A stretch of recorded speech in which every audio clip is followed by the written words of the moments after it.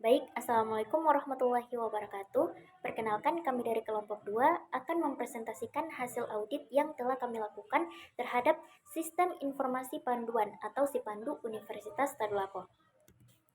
Sebelum itu, perkenalkan, saya Mutia Rizka Inga dengan NIM F521-23036 bersama rekan-rekan saya, yaitu Moherdiansyah dengan NIM F521-23037, Aura Putri Rahmania dengan NIM F521-23041, Dede Alfandi dengan NIM F521-23058, Hairul Huda dengan NIM F521-23059, dan Aura Rahmadani dengan NIM F521-23061. Baik, jadi Universitas Tadulako menggunakan SIPANDU sebagai sistem layanan administrasi kampus secara online. Nah, agar sistem ini benar-benar berjalan efektif dan sesuai dengan kebutuhan kampus, maka dilakukan audit menggunakan COVID-5. Nah, COVID-5 sendiri merupakan framework tata kelola TI yang terdiri dari 5 prinsip dan 37 proses dalam 5 domain, yaitu ada EDM, APO, BAI, DSS, dan MEA. Audit ini bertujuan mengevaluasi tata kelola SIPANDU dan memberikan rekomendasi perbaikan untuk meningkatkan kualitas layanan TI di Universitas Tadulako. Kemudian, domain yang kami gunakan yaitu DSS atau Deliver Service and Support. Nah, domain ini dia berfokus pada penyampaian dan dukungan layanan TI agar layanan dapat berjalan efektif, aman, dan responsif. Domain ini digunakan dalam audit SIPANDU karena SIPANDU merupakan sistem layanan daring yang proses utamanya adalah menerima permohonan, memproses layanan, dan menampilkan status layanan. Karena fungsi SIPANDU terkait langsung dengan kualitas penyampaian layanan TI, maka domain DSS adalah domain yang paling sesuai untuk mengevaluasi apakah layanan yang diberikan sudah berjalan dengan baik.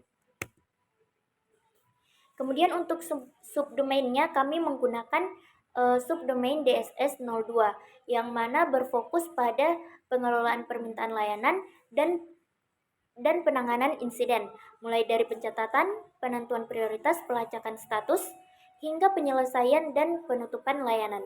Subdomain ini digunakan dalam audit SIPANDU karena seluruh proses di SIPANDU seperti pengajuan layanan, pengecekan status, dan penyelesaian permohonan merupakan aktivitas permintaan layanan yang diatur langsung oleh DSS 02.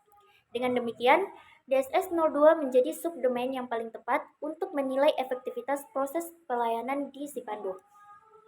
Nah, untuk penjelasan selanjutnya akan dijelaskan oleh rekan saya. Di sini saya akan menjelaskan bagian subkontrol. Kami memakai 6 subkontrol dari DSS 02. Yang pertama ada DSS 02.1 yaitu Define Incident and Service Request Classification Schemes, yaitu subkontrol pertama memastikan bahwa organisasi memiliki skema klasifikasi layanan dan insiden yang jelas. Yang kedua DSS 02.02 Record, Classify, and Priorities Requests and Incidents, yaitu subkontrol kedua berfokus pada pencatatan, pengklasifikasikan, dan pemberian prioritas pada setiap permintaan atau insiden. Yang ketiga yaitu mengatur bagaimana permintaan layanan diverifikasi, disetujui, dan dipenuhi. Yang keempat yaitu subkontrol ini berfokus pada proses penyelesaian dan pemulihan insiden. Yang kelima yaitu setelah layanan dipenuhi atau insiden diselesaikan, sistem harus melakukan penutupan permintaan secara resmi. Baik, untuk DSS 02.01 ada beberapa pertanyaan yang kami ajukan, yaitu yang pertama, SIPANDU menyediakan klasifikasi layanan yang jelas dan mudah dipahami oleh pengguna. Lalu setiap jenis permintaan layanan memiliki kategori yang sesuai dan tidak membingungkan. Lalu pengguna dapat dengan mudah mengenali layanan mana yang perlu dipilih untuk kebutuhannya. Lalu informasi persyaratan setiap layanan ditampilkan dengan lengkap dan tidak menimbulkan keraguan. Yang terakhir, struktur klasifikasi layanan pada SIPANDU membantu mempercepat proses permohonan layanan. Setelah itu DSS 02.02 untuk pertanyaan sendiri, SIPANDU secara otomatis mencatat semua permohonan layanan pengguna dengan baik. Selanjutnya, setiap permintaan layanan yang masuk langsung tercatat tanpa kendala teknis. Lalu sistem Sipandu mengklasifikasikan permintaan berdasarkan jenis layanan yang diajukan.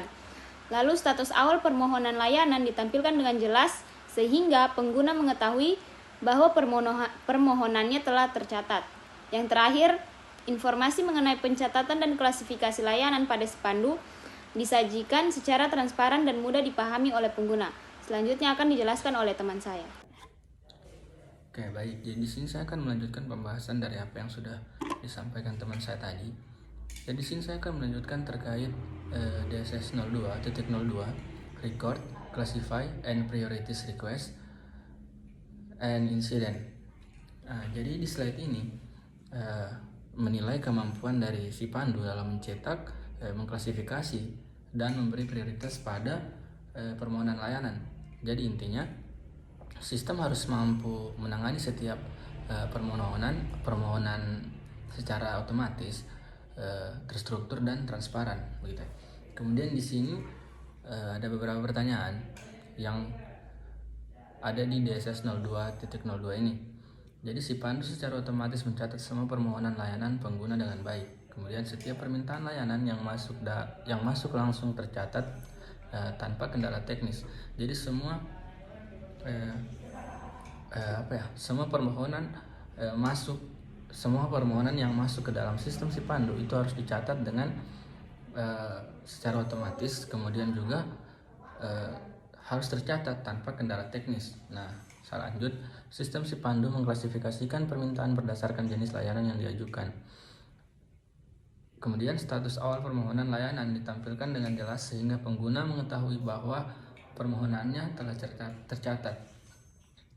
Jadi ketika kita melakukan permohonan layanan kepada sistem Sipandu itu harus ditampilkan dengan jelas sehingga misalkan kita melakukan permohonan kepada Sipandu untuk melakukan pembuatan KTM atau kartu tanda mahasiswa, itu harus ditampilkan statusnya itu sudah seperti apa. Misalkan dari yang awalnya kita melakukan pengajuan permohonan untuk pembuatan KTM itu apakah sudah selesai prosesnya atau masih sementara berlangsung dalam pembuatan KTM-nya. Nah, seperti itu. Kemudian informasi mengenai pencatatan dan klasifikasi layanan pada Sipandu disajikan secara transparan dan mudah dipahami oleh pengguna. Jadi semua informasi yang ada di dalam sistem Sipandu ini harus disajikan secara transparan dan mudah dipahami oleh pengguna. Jadi ketika kita membuka Sipandu melalui website yang ada, itu kita bisa melihat atau mengakses semua informasi terkait layanan Sipandu ini dengan jelas di website tersebut, seperti itu. Nah, kemudian lanjut ke slide berikutnya. Nah, di sini ada DSS 02.03 Verify, Approve, and Fulfill Service Request.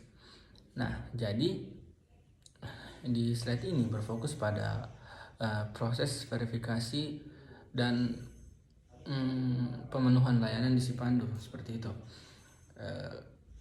Jadi pada COVID-5 dengan subkontrol DSS 02.03 ini itu memastikan bahwa sebelum layanan dipenuhi harus ada proses pengecekan terlebih dahulu, harus ada proses persetujuan, dan harus ada eksekusi yang sesuai prosedur, seperti itu. Kemudian di sini ada beberapa pertanyaan. Jadi yang pertama, permintaan layanan di Sipandu diverifikasi oleh petugas sebelum diproses lebih lanjut. Jadi ketika ada sebuah permohonan yang masuk ke dalam sistem Sipandu itu harus diverifikasi terlebih dahulu oleh petugas atau mungkin kita sebutnya admin dari sistem Sipandu ini.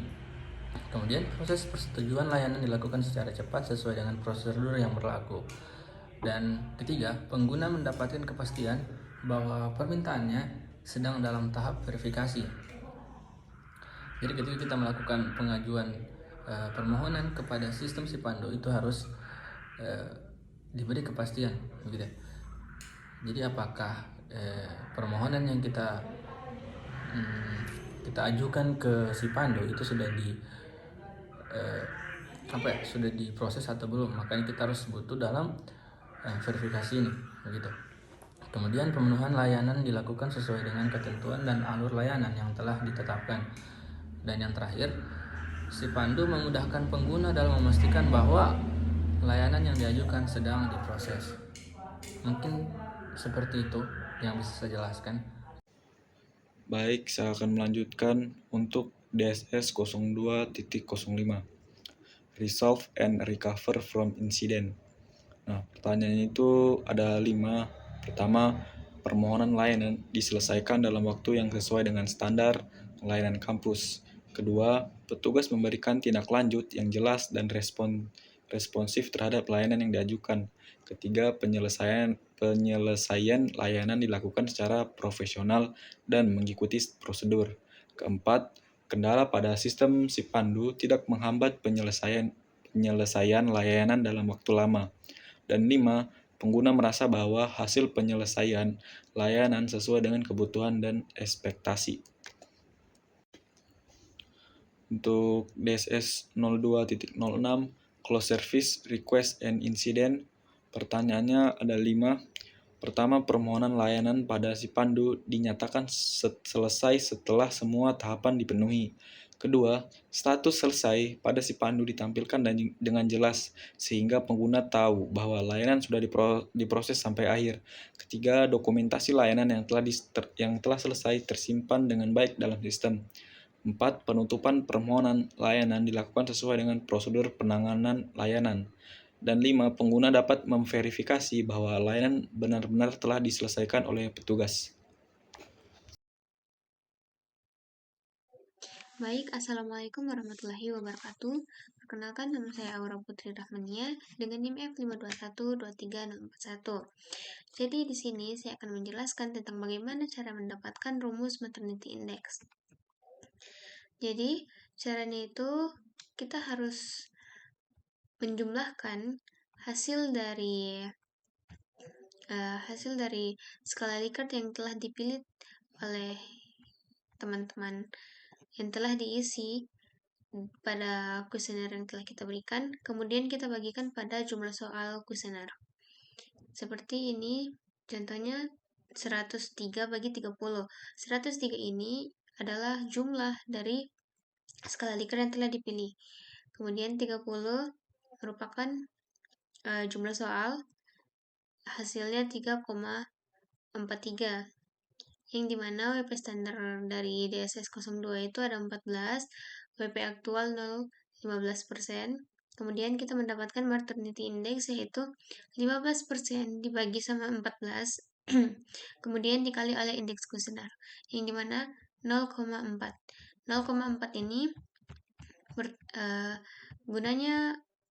guna dari maternity index ini yaitu untuk mendapatkan hasil dari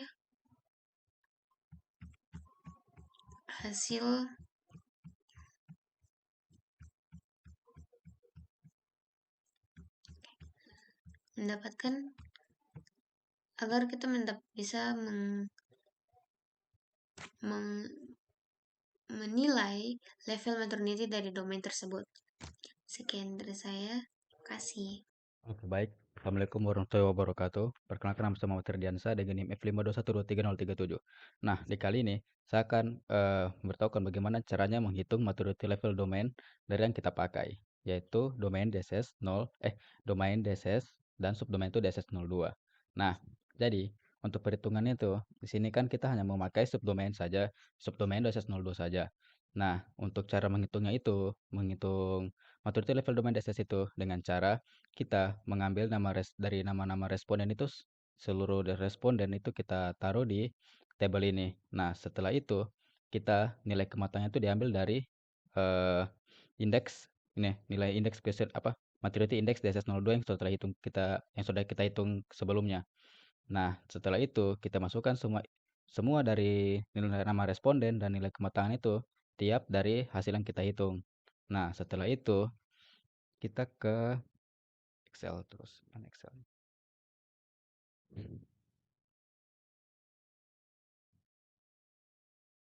Nah, di sini kita menghitung seluruh dari jumlah nilai nilai kematangan dari tiap respon itu kita jumlahkan semuanya. Setelah kita jumlahkan, nah dari yang kita jumlahkan itu, maka kita bagi dengan jumlah responden, yaitu 36. Dan hasilnya itu adalah 0,04. Maka nilai dari level domain DSS itu adalah 0,04.